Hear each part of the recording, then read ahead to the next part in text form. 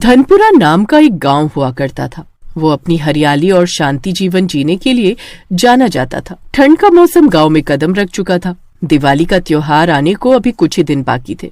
सभी लोग दिवाली के लिए बहुत उत्सुक थे। शीतल, शिवम, चलो दोनों इधर आओ और आकर मेरी सफाई में मदद करो। सारा घर गंदा पड़ा है। क्यों माँ, अचानक से तुम्हें पूरा घर साफ करने की क्या सूझी? बेटी, दिवाली आने वाली है, हम अपना घर साफ रखेंगे तभी तो माँ लक्ष्मी हमारे घर में आएंगी। अच्छा माँ, हमें दिवाली पर ढेर सारे पटाखे भी जलाने हैं। हाँ माँ, और रंगोली भी बनानी है। मैं बाजार से ढेर सारे रंग लेकर आऊंगी और एक सुंदर सी रंगोली बनाऊंगी। अरे हाँ बच्चों, ठीक है। एक तो दिवाली आई नहीं कि तुम बच्चों की डिमांड पहले आ गई। अभी मुझे तुम दोनों के लिए नए नए कपड़े भी लाने हैं, लक्ष्मी गणेश की मूर्तियाँ लानी है और दिए भी तो लाने हैं। कितना कुछ लाना है। मैं तो बहुत व्यस्त हो जाऊंगी इन कामों में। अपनी ये सारी डिमांड अपने पापा से जाकर करना। ठीक है माँ, पापा हमें सारी चीज दिला देंगे। हाँ, दिवाली पर तो ढेर सारे तोहफे भी मिलेंगे। मैं तो बेसब्री से इंतजार कर रहा हूँ दिवाली का। दिवाली का असर अभी गांव पर नजर आ रहा था, लेकिन गांव वालों को ये नहीं पता था कि एक मुश्किल इन पर आ पड़ी है। रात हो गई थी। तभी एक घर के दरवाजे के सामने जोर से पटाखा फूटने की आवाज आती है। पटाखे की आवाज सुनकर घर का मालिक बाहर आता है। अरे भाई, कौन है? रात को भी किसी को चैन नहीं पड़ रहा।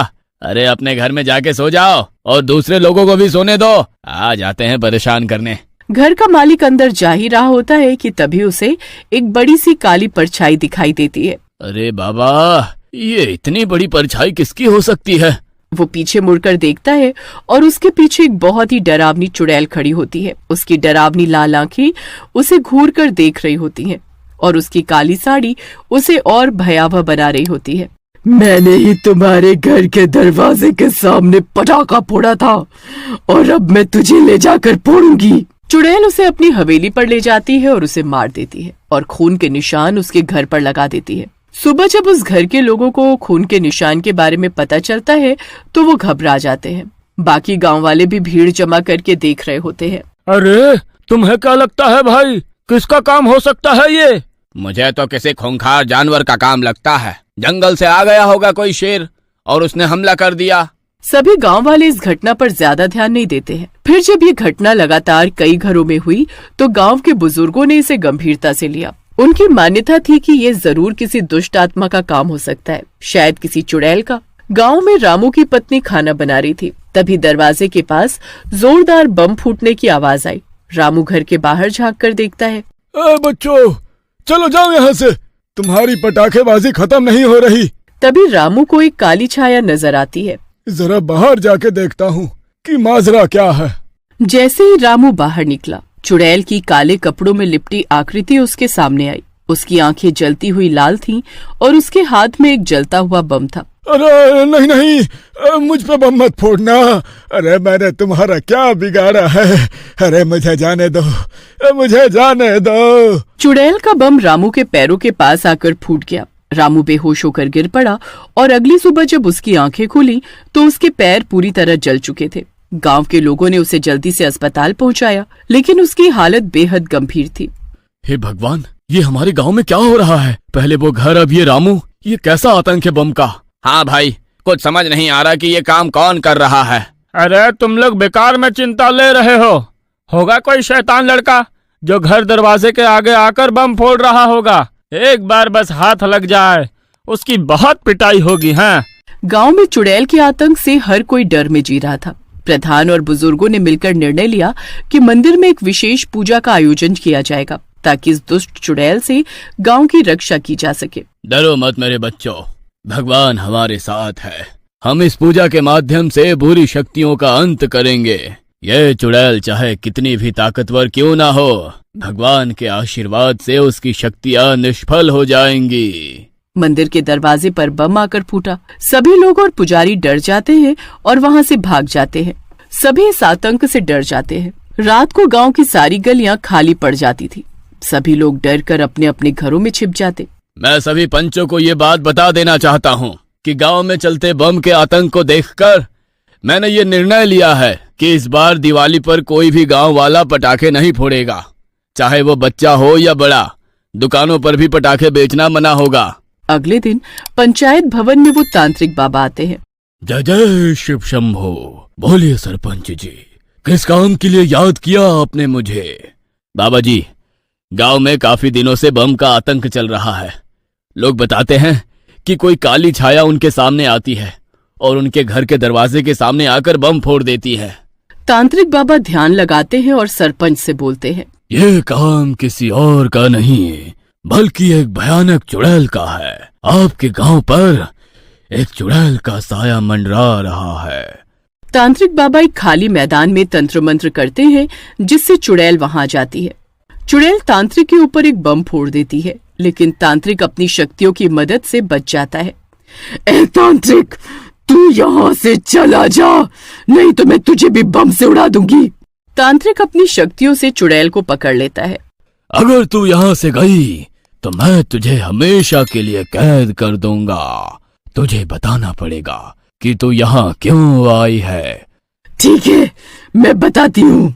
मैं जब जिंदा थी तो मैं अपने माँ बाप और एक बड़े भाई के साथ रहा करती थी। मेरे माँ बाप मुझसे और भैया से एक समान प्यार करते थे। वो मुझ में और भैया में कोई अंतर नहीं करते थे। मैं भी अपने माँ बाप और भैया से बहुत प्यार करती थी। जब मैं और भैया बड़े हो गए तो हमारे माँ बाप ने सारी संपत्ति मेरे और भैया के बीच बराबर बांट दी, लेकिन भैया इस बात से राजी नहीं थे। आपने ये अच्छा नहीं किया मम्मी पापा। वो एक लड़की है और आपने उसे भी अपनी संपत्ति दे दी। ये कैसी बातें कर रहे हो तुम? शर्म नहीं आती ऐसा कहते हुए? हमने आज तक बेटी और बेटे में अंतर नहीं किया। क्या यही सीख ली है तूने मुझसे? भैया तभी से मुझसे नफरत करने लगे थे, लेकिन मैं तब भी उन्हें अपना भैया मानती थी। काफी समय बाद हमारे माँ बाप गुजर गए और भाई भी शादी करके भाई के साथ अलग घर में रहने चले गए। काफी सालों बाद दिवाली के मौके पर भैया मुझसे मिलने आए। अरे मेरी बहना, दिवाली पर मेरा स्वागत नहीं करोगी? इतने सालों बाद आया हूँ, आज हम दोनों साथ में दिवाली मनाएंगे। मुझे लगा था कि भैया सारी नफरत छोड़ चुके हैं, लेकिन मैं गलत थी। रात को जब मैं अपने कमरे में थी तब भैया ने ढेर सारे खतरनाक बम मेरे घर के दरवाजे पर जलाकर रख दिए और वहां से चले गए। जैसे ही वो सब बम जल गए मेरा पूरा घर जल गया और उस घर में मैं भी तड़प तड़प कर जल गई। अब मुझे जाने दो, चांद निकलने वाला है और मेरी शक्तियां बढ़ जाएंगी, फिर मैं तुम्हें मार दूंगी। देखो, तुम्हारे साथ जो हुआ वह बहुत गलत हुआ, लेकिन उसका मतलब ये नहीं कि तुम निर्दोष लोगों को मारने लग जाओ। तुम्हें मुक्ति दिलाने में मैं मदद करूंगा, लेकिन तुम लोगों को मारना बंद कर दो। चांद निकल आता है और चुड़ैल की शक्तियां बढ़ जाती हैं। चुड़ैल अपनी शक्तियों से तांत्रिक की शक्तियां तोड़कर वहां से भाग जाती है। अगले दिन तांत्रिक ने एक योजना बनाई। उसने अपने मंत्रों और तंत्र की सहायता से चुड़ैल के लिए एक विशेष बम तैयार किया, जिसकी मदद से वो चुड़ैल की शक्तियां खत्म कर देगा और अपने वश में कर लेगा। बस आज की रात और आज जब वो चुड़ैल वश में आ जाएगी तो सभी गांव वाले उसके आतंक से आजाद हो जाएंगे। दिवाली की रात जब चुड़ैल गांव में फिर से बम फोड़ने आई तो तांत्रिक ने उसके सामने जाकर मंत्रों का जाप करना शुरू किया। चुड़ैल का मकसद था कि कोई भी इस दिवाली के त्योहार का आनंद न ले सके। चुड़ैल को सुनाई दे जाता है कि तांत्रिक बाबा ने फिर से उसे पकड़ने की योजना बनाई है। ये तांत्रिक नहीं सुधरेगा, आज तो इसका काम तमाम करके ही रहूंगी। आज इसके जीवन की आखिरी रात होगी। चुड़ैल तांत्रिक के पास जाती है और उसके ऊपर बम फोड़ने लगती है, लेकिन तांत्रिक अपनी पूजा में व्यस्त रहता है। अच्छा तांत्रिक, आज लगता है अपनी तैयारी के साथ आया है। कोई बात नहीं, मैं पीछे नहीं हटूंगी। चुड़ैल दूसरा बम फोड़ती है, तभी तांत्रिक की पूजा भंग हो जाती है।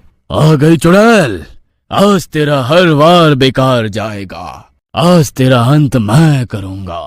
तांत्रिक अपना जादुई बम लेता है और चुड़ैल की तरफ फेंक देता है। बम के जलते ही चुड़ैल की शक्तियां नष्ट हो जाती हैं। जोरदार धमाके के साथ चुड़ैल की चीख भी सुनाई देती है और उसकी आत्मा बम के धुएं के साथ मिलकर भस्म हो जाती है। तांत्रिक ये खुशखबरी सारे गांव में बता देता है। आप लोगों को अब चिंता करने की जरूरत नहीं है। दिवाली पर बुराई पर अच्छाई की जीत हो चुकी है। मैंने उस चुड़ैल को खत्म कर दिया है। अब आप शांति से दिवाली का त्योहार खुशी खुशी मना सकते हैं। गांव वालों ने राहत की सांस ली और तांत्रिक का धन्यवाद किया। अब गांव फिर से सुरक्षित हो गया था और दिवाली का त्योहार खुशियों के साथ मनाया गया।